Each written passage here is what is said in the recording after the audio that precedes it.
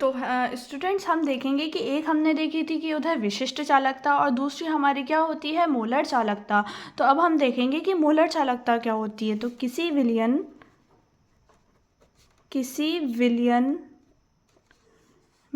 के एक निश्चित आयतन, किसी विलयन के एक निश्चित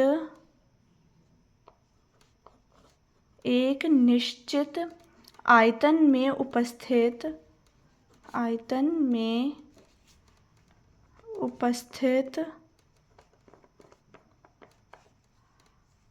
विद्युत अपघट्य के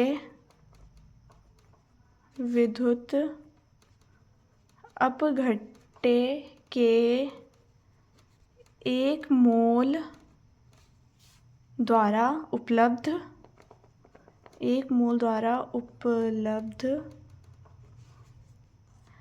कराए गए आयनों की चालकता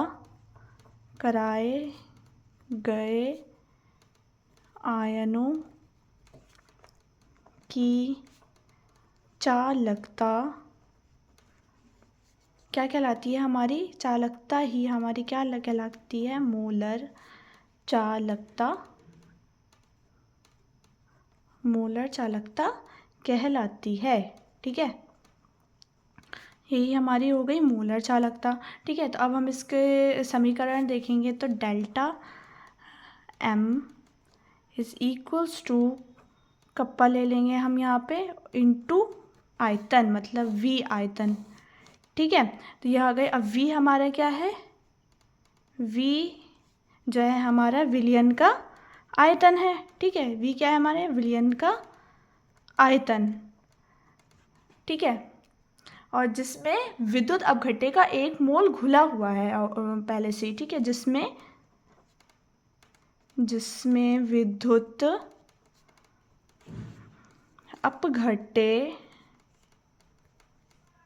का एक मोल घुला हो। ठीक है, जिसमें विद्युत अपघट्य का एक मोल घुला हो, तो उसका नेक्स्ट जो समीकरण होता है वो उसको हम इस तरीके से भी लिख सकते हैं। Delta M is equals to 1000, ठीक है, इनटू, क्योंकि हमें पता है हमारे आयतन की वैल्यू क्या होती है, 1000 होती है, और लिख लेंगे हम यहाँ पे क्या, कप्पा, अपॉन में हमारा आ जाएगा स्मॉल, यहाँ पे हम लिख लेंगे G।